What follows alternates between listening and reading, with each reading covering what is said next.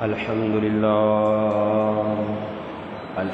لله نحمده ونستعينه ونستغفره ونؤمن به ونتوكل عليه ونعوذ بالله من شرور أنفسنا ومن سيئات أعمالنا من يهده الله فلا مضل له ومن يضلله فلا هادي له ونشهد أن لا إله إلا الله وحده لا شريك له ونشهد أن سيدنا وحبيبنا ومولانا محمدا عبده ورسوله صلى الله تعالى عليه وسلم.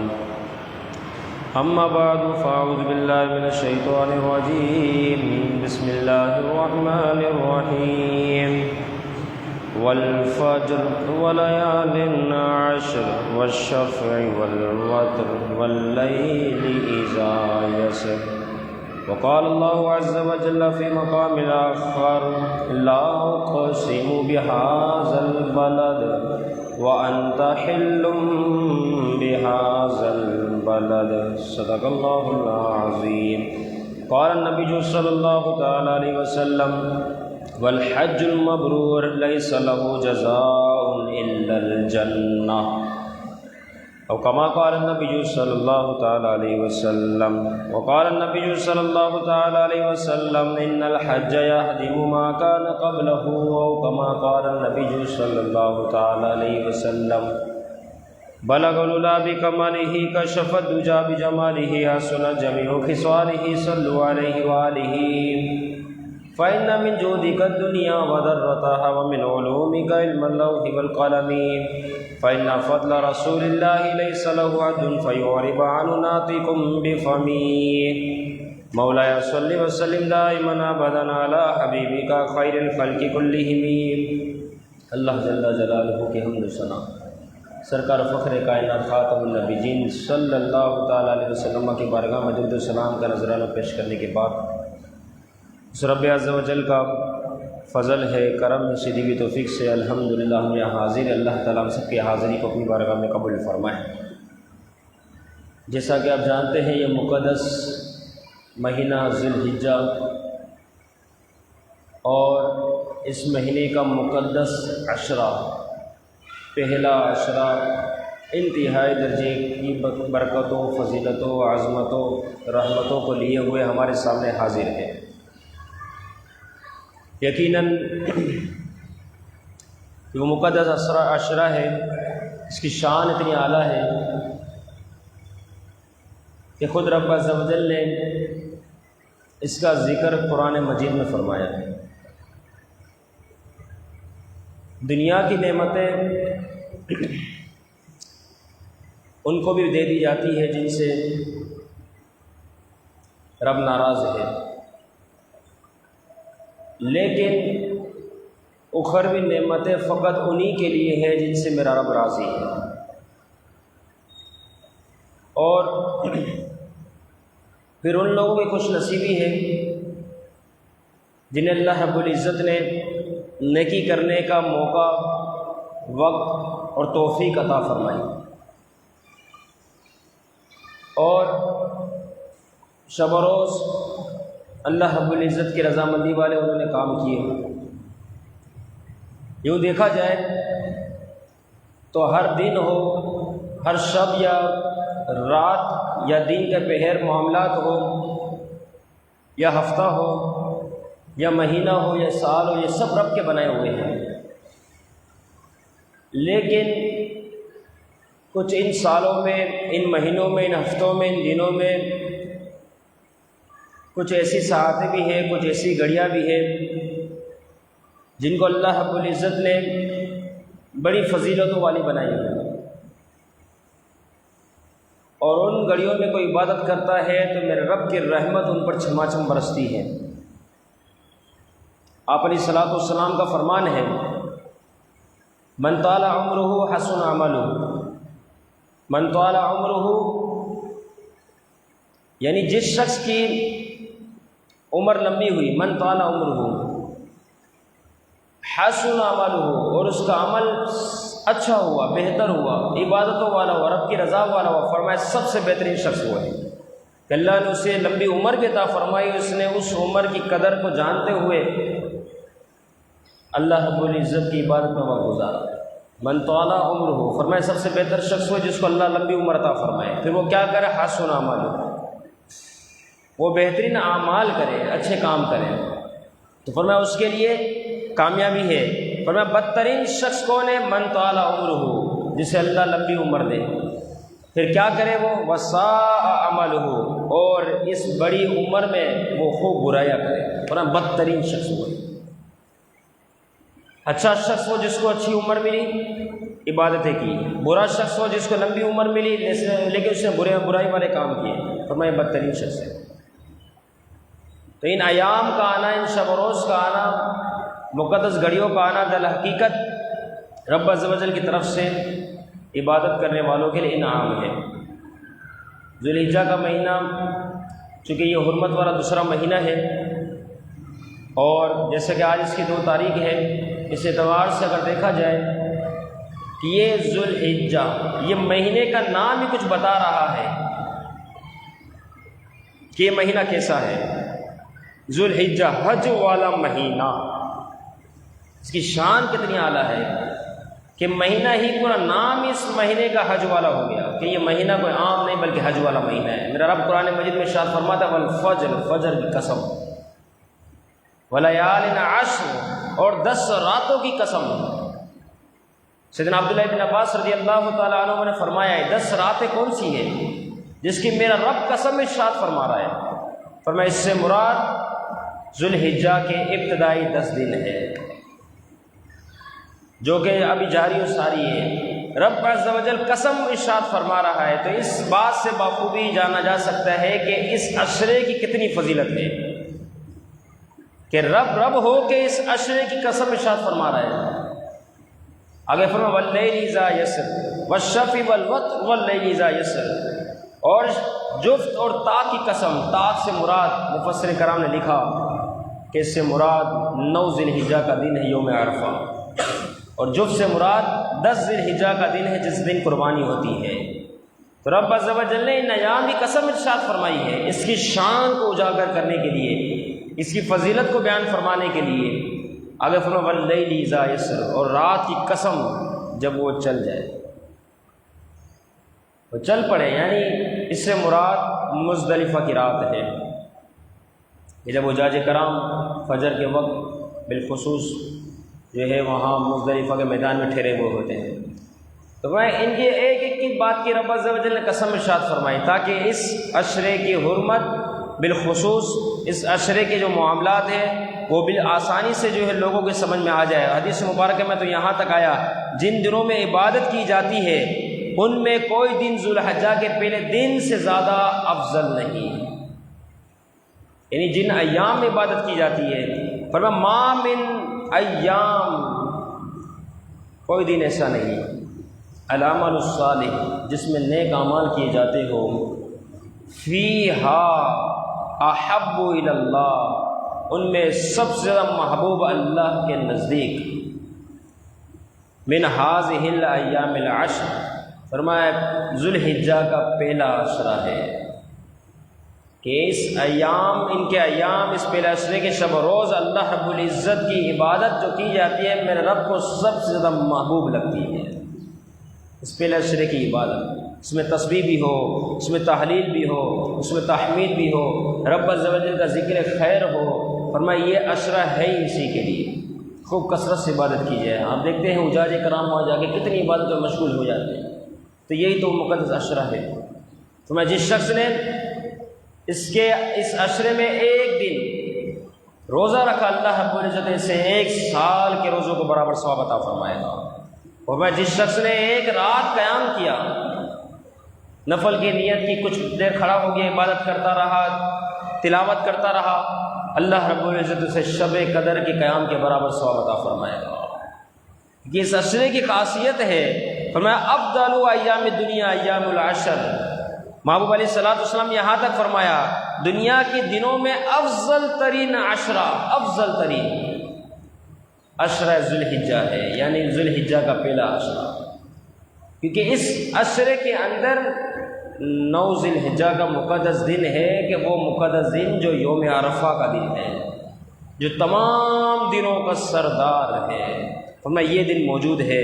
تو حجاج کرام یقیناً اس 9 ذوالحجہ کو خصوصیت کے ساتھ عرفات کے میدان میں گزارتے ہیں، وہاں خوب اللہ رب العزت کی عبادت کرتے ہیں، اپنے حج کے فریضے کو ادا کرتے ہیں، اور حج اس مقدس سرزمین کی جانب ہے کہ مکہ مکرمہ کی اگر شان کو ہم سمجھیں، شان کو دیکھیں، کتنی شان اعلیٰ ہے مکہ المکرمہ کی۔ اللہ رب العزت قرآن مجید میں ارشاد فرماتا ہے لا اقسم بہذا البلد، فرمایا قسم ہے مجھے اس شہر کی، رب عز و جل قسم فرما رہا ہے۔ اور قسم کے حوالے سے میں بتا دوں، ایک میری قسم ہے، ایک آپ کی ہے، اور ایک اللہ رب العزت قسم ارشاد فرمائے، فرق ہے۔ ہم اب جب قسمیں اٹھاتے ہیں نا، قسم کھاتے ہیں، تو مقصد یہ ہوتا ہے کہ بات پختہ ہو جائے، سامنے والا یقین کر لے۔ ہماری قسم کا تعلق یہاں تک ہے، اور ہماری قسم میں دوسری بات یہ ہوتی ہے کہ بہت اعلیٰ چیز کی قسم ہم کھائیں گے، ایک تو بات کی یقین دہانی کے لیے، پختہ کرنے کے لیے، دوسرا کسی اعلیٰ چیز کی ہم قسم کھائیں گے، لیکن رب عز و جل کے یہاں یہ دونوں باتیں نہیں، کیونکہ رب عز و جل سے اعلیٰ ذات کون سی ہے، اور رب عز و جل کس سے زیادہ پکی بات کس کی ہے؟ فرمایا ومن اصدق من اللہ قیلا، اللہ تعالیٰ سے زیادہ کون سچا ہے؟ تو رب عز و جل جب قسم ارشاد فرما دے، دونوں باتیں نہیں ہوتی ہیں، بندہ جب قسم کھاتا ہے دونوں باتیں ہوتی ہیں، تو پھر رب عز و جل کیوں قسم ارشاد فرما رہا ہے جبکہ دونوں باتیں اس میں نہیں پائی جاتی؟ تو یاد رکھنا اس بات کے حوالے سے کہ اللہ رب العزت کسی چیز کی قسم ارشاد فرما دے تو اس کا مطلب یہ ہوتا ہے کہ وہ چیز انتہا درجے کی فضیلت والی ہے، اس کی شان بہت اعلیٰ ہے کہ میرا رب رب ہو کے اس کی قسم ارشاد فرما رہا ہے۔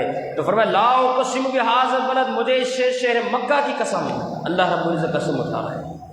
کیسی ہوگی وہ سرزمین، کتنے خوش نصیب جو وہاں پر پہنچ چکے ہیں، اس سرزمین پر موجود ہے جس زمین کی میرا رب قسم ارشاد فرما رہا ہے۔ اللہ تعالی ہمیں بھی بار بار یہ حج و عمرہ کرنے کی سعادت نصیب فرمائے، اس سرزمین کی بار بار زیارت نصیب فرمائے۔ لیکن بات یہ ہے کہ بلند رتبے والے کی قسم فرمائی لا اقسم بہذا بلد، تو کیا اس زمین کی قسم اس وجہ سے ہے، یہ مکے کو شرف کس وجہ سے ہے، اس کو شرف کس وجہ سے ملا؟ کیا بیت اللہ شریف کی وجہ سے؟ بیت اللہ سے اللہ کا گھر، کعبے کی کیا شان ہے، گزشتہ درس میں ہم نے سنا، گزشتہ جمعۃ المبارک میں بیان ہوا بیت اللہ شریف کے فضائل کے حوالے سے، اس میں آپ نے سنا تعمیر کعبہ بھی تھا اور ساتھ میں اس کا بھی ذکر ہوا تھا۔ تو کیا اس وجہ سے رب نے قسم ارشاد فرمائی؟ نہیں۔ کہ وہاں بیت اللہ شریف ہے؟ فرمایا نہیں۔ ابراہیم علیہ السلام و اسماعیل علیہ السلام نے بیت اللہ شریف کی تعمیر فرمائی، اس وجہ سے رب نے قسم ارشاد فرمائی؟ فرمایا نہیں۔ بیت اللہ شریف کا حج کیا جاتا ہے، کیا اس وجہ سے قسم ارشاد فرمائی؟ نہیں۔ بیت اللہ شریف کو دیکھنا عبادت، ثواب، اس وجہ سے قسم ارشاد فرمائی؟ فرمایا نہیں۔ بات تو یہ بھی نہیں۔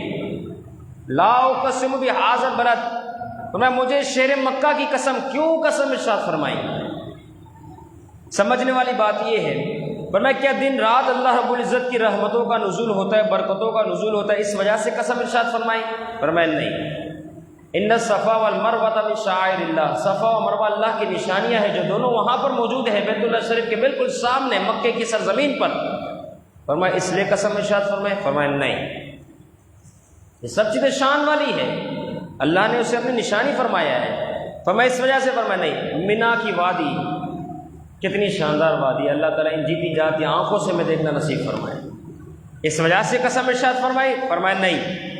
مقام ابراہیم آج تک اپنی اصلی حالت پر موجود ہے، مقدس پتھر جس پر آپ ابراہیم علیہ السلام کے قدم مبارک لگے، اس وجہ سے قسم ارشاد فرمائی؟ اے شہر مکہ تیری شان اعلیٰ کہ تیرے اندر میرے خلیل کے قدم کا نشان موجود ہے، اس وجہ سے؟ فرمایا نہیں، یہ بات بھی نہیں۔ انبیاء کرام علیہ السلام کے بے شمار مزارات ہیں، اس وجہ سے؟ فرمایا نہیں، یہ بھی بات نہیں۔ اے مکہ تیری شان اعلیٰ، رب عز و جل تیری قسم ارشاد فرمائے، لیکن کیوں فرما رہا ہے؟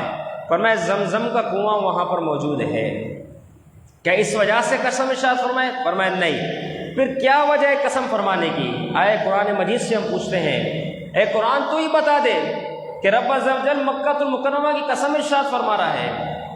تو قرآن مجید اس کا جواب ارشاد فرماتا ہے، فرمایا لا اقسم بہذا البلد، مجھے اس شہر مکہ کی قسم، وانت حل بہذا البلد، آگے میرا رب ارشاد فرما رہا ہے وانت حل بہذا البلد، اے محبوب مجھے شہر مکہ کی قسم اس وجہ سے ہے کہ آپ اس شہر میں تشریف فرما ہے، محبوب اس شہر میں تشریف فرما ہے، وانت حل بہذا البلد، یہ قسم کھانے کی وجہ یہ ساری خصوصیات تو ہے، یہ ساری فضائل برکات والی چیزیں تو ہیں، لیکن یہاں رب عز و جل فرماتے ہیں میرے قسم کھانے کا معاملہ یہ ہے، میں جو قسم ارشاد فرما رہا ہوں اس کا معنی یہ ہے، اس کا معاملہ یہ ہے کہ میں نے مکے کو جو شرف عطا فرمایا قسم کے ہونے کے اعتبار سے، اس وجہ سے کہ محبوب آپ کے قدم اس سرزمین پر لگے ہیں اور اس کی مٹی نے آپ کے قدموں کو بوسہ دیا ہے، کہ محبوب اس وجہ سے قسم ہے کہ وَأَنْتَ حِلٌّ بِهَذَا الْبَلَدِ،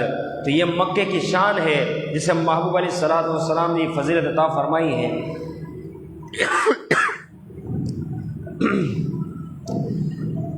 اب اسی شہر مکہ میں اگر دیکھا جائے، چونکہ وہاں کا حج کیا جاتا ہے، وہاں پر لوگ حاضر ہوتے ہیں، اور حاجیوں کی کیا شان ہے، کچھ اس بات کو بھی سمجھا جائے۔ اللہ نے حجاج کرام کو بھی کیا شان عطا فرمائے کہ وہ اس سرزمین تک پہنچ گئے ہیں۔ امام جوزی علیہ رحمٰن نے لکھا اور فرماتے ہیں، ایک شخص تھا جس کو بڑا حج پہ جانے کا شوق تھا، بہت زیادہ اس کی تمنا تھی، آرزو تھی کہ وہ حج پہ جائے۔ جیسے ہم جیسے لوگ ہیں تمنا رکھتے ہیں، آرزو رکھتے ہیں کہ کیا سبب بن جائے جس کی وجہ سے وہاں بندہ پہنچ جائے۔ بڑی تمنا تھی، بڑی آرزو تھی، مسلسل یہ آرزو کا سلسلہ جاری رہا۔ حجاج کرام کے قافلے جاتے یہ تمنا کرتا، دعا کرتا کاش میں پہنچ جاؤں، کوئی سبب نہ بنا۔ ایک سال گزرا، دوسرا سال دوبارہ شروع ہوا، دوبارہ رو رو کے دعائیں کر رہے، کوئی سبب نہیں، مسلسل دعا کرتا رہا۔ ایک مرتبہ سویا تو قسمت جاگ اٹھی، محبوب علیہ الصلوٰۃ والسلام خواب میں تشریف فرما ہو۔ ابن جوزی علیہ رحمٰن نے سے لکھا ہے، محبوب علیہ الصلوٰۃ والسلام نے فرمایا کہ تو حج کے لیے پہنچ جا، حج کرنے کو آ جا۔ صبح یہ بیدار ہوا، خوش تھا کہ محبوب نے ٹکٹ عطا فرما دی، لیکن جائے کیسے؟ سوچنے لگا کہ کیا کرتا، محبوب سے کیا بات کرتا، جب حضور نے ارشاد فرما دیا پہنچنا تو ہے لیکن کیا کروں۔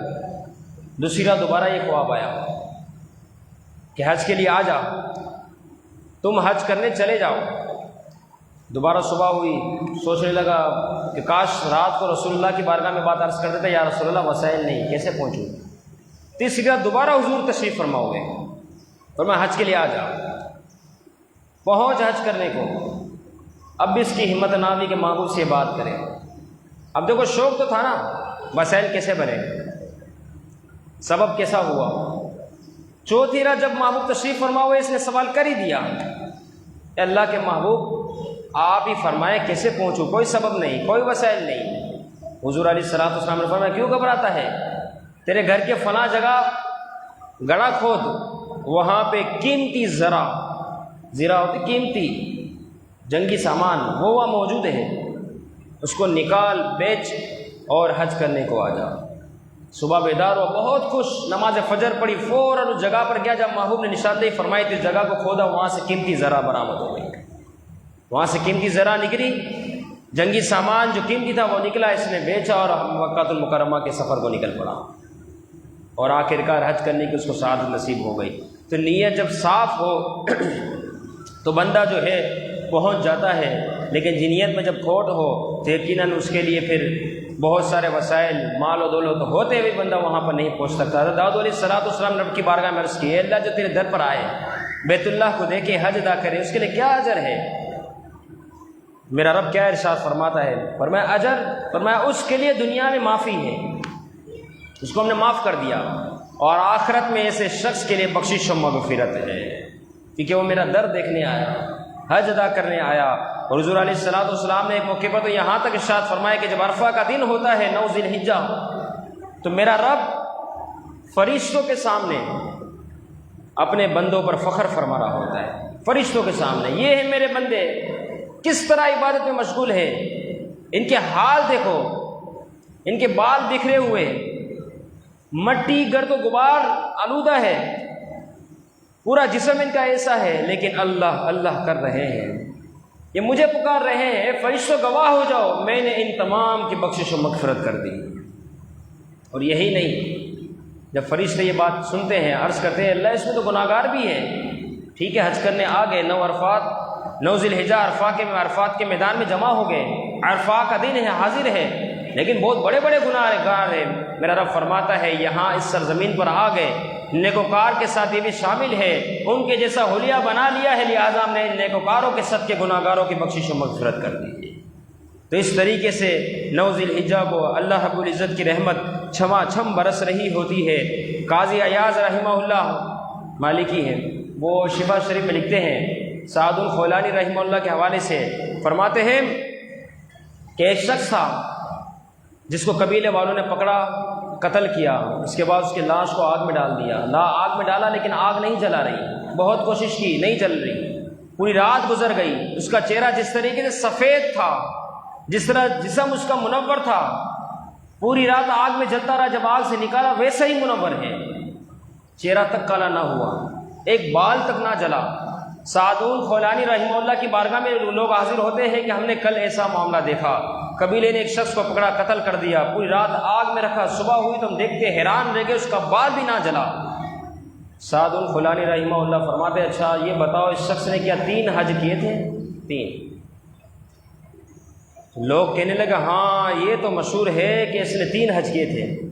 فرمایا بس یہی وہ بات ہے کہ مجھ تک یہ خبر پہنچی کہ جس شخص نے 1 حج ادا کیا در حقیقت اس نے فرض کو ادا کیا، جس نے دوسرا حج ادا کیا اس نے رب کی بارگاہ میں قرض کو پیش کر دیا، اور جس نے تیسرا حج ادا کیا اللہ تعالیٰ جہنم کی آگ کو اس پر اور اس پر اگنے والے جتنے بال ہیں تمام کو جہنم کی آگ پر حرام فرما دیتا ہے۔ فرمایا جہنم کی آگ جب اس پہ حرام ہو گئی تو دنیا کی آگ کیا اسے جلائے گی؟ فرمایا اس شخص کی یہ شان تھی، اور یہ حج کے معاملات ہے۔ فرمایا والحج المبرور لیس له جزاء الا الجنہ، کہ حج مبرور کی جزا جنت ہی ہے۔ جس نے حج نے مبرور کرنے میں جو شخص کامیاب ہوا، فرمایا اس کی جزا جو ہے وہ جنت ہے۔ فرمایا ان الحج یہدم ما کان قبلہ، فرمایا حج اللہ رب العزت کے فضل و کرم سے سابقہ گناہوں کو معاف کر دیتا ہے، مٹا دیتا ہے، ختم کر دیتا ہے، یہدم ختم کر دیا اس نے سابقہ گناہوں کو۔ یہ حاجیوں کی شان ہے۔ محبوب نے یہاں تک فرمایا جب حجاج کرام آئے تم ان سے مصافحہ کرو، ان سے ملاقات کرو، ان سے دعائیں کرواؤ، کیونکہ یہ تو بخش دیے گئے، اب جب یہ تمہارے لیے دعا کریں گے اللہ تعالیٰ ان کی پاک زبان کے صدقے تمہاری مغفرت فرما دے گا۔ فرمایا یہ حجاج کرام کی شان ہے۔ یہاں تک فرمایا کہ ان کے میل کچیل گناہ اس طرح صاف ہو جس طریقے سے پانی جو ہے وہ مٹی کو میل کچیل کو صاف کر دیتا ہے، اور یہاں تک فرمایا کہ یہ اس طریقے سے صاف ستھرے ہو گئے جس طرح آج ان کی ماں نے ان کو جنا ہو۔ فرمایا یہ حاجیوں کی شان ہے، لیکن حج بھی ایسا ہو کہ کم از کم جو حج کا حکم ہے فلا رفث ولا جدال ولا فسوق، اس کے بغیر حج ہو، جھگڑا فساد نہ ہو، وہاں کے جس طریقے سے ارکان کو ادا کرنے کے معاملات ہیں ایسے ارکان ہو، تو پھر اس طریقے سے حج ادا ہو تو پھر اس کی برکتیں بھی نصیب ہوتی ہے۔ آخر میں حج کی شرائط میں عرض کرتا چلوں کہ آخر حج کن لوگوں پر فرض ہو جاتا ہے، اور یہ بات بھی یاد رکھیں جن پر حج فرض ہوا اور اس نے حج ادا نہ کیا اور آنے والے وقتوں میں پھر وہ استطاعت والا نہ رہا، اب بھی اس پہ حج فرض ہوگا، اب وہ قرض لے کر بھی حج کرنے کو جائے۔ ایک مرتبہ جس پہ حج فرض ہو گیا اور دنیاوی معاملات کو دیکھتے ہوئے اس نے حج ادا نہ کیا، پھر وہ فقیر ہو گیا، تو اس فقیر کی وجہ سے ایسا نہیں ہوگا کہ اب یہ صاحب استطاعت نہ رہا تو حج کا فریضہ اس سے ساقط ہو، نہیں، کیونکہ پہلے یہ فرض ہو چکا تھا، اس پہ حج پہلے یہ صاحب استطاعت ہو چکا تھا، حج کی جو شرائط اس پہ پائی جا رہی تھی، اس نے حج نہ کیا، جب نہ کیا تو یہ فریضہ اس پر باقی رہ گیا، اب فقیر بھی ہو گیا تب بھی اس پہ حج فرض ہے، یہ اس فرضے کو ادا کرے گا۔ قرض لے کر بھی ادا کرے گا، کیونکہ جب فرض ہوا تھا اس نے کیوں ادا نہ کیا؟ تو مختصر میں اس کی شرائط عرض کرتا چلوں۔ نمبر 1 عاقل ہونا، عقل والا ہونا، سمجھدار ہونا، مجنون پر حج نہیں، کیونکہ وہ تو ویسے دیوانہ ہے۔ نمبر 2 بالغ ہونا، نابالغ اگر کر بھی لے تو وہ حج نفلی ہوگا، فرضی نہیں ہوگا، دوبارہ بالغ ہونے کے بعد اس کو حج کرنا ہوگا۔ مسلمان ہونا، غیر مسلموں کا یہ معاملہ ہی نہیں۔ اسی طریقے سے آزاد ہونا، چونکہ اب تو غلام کا زمانہ ہے نہیں۔ نمبر 5 فرمایا تندرست ہونا، اعضاء کا سلامت ہونا، محتاجی سے باہر ہونا، آنکھوں کا دیکھا جانا، کیونکہ یہ ساری چیزیں ضروری ہے سفر کے لحاظ سے، وہاں ارکان کو ادا کرنے کے لحاظ سے تندرست ہونا، اور بیماری بھی ایسی ہو جو واقعی طور پر وہ حج سے روکنے سے مانع ہو، سر درد ہوا، بخار ہوا، یہ تندرستی کے یہ خلاف نہیں ہے، تو ویسے تندرستی ہے، تو میں تندرست کا ہونا۔ نمبر 6 وقت کا ہونا، یہ حج کے جو ایام ہے وقت کا پایا جانا، اور آخری سفر اور سواری کا ہونا۔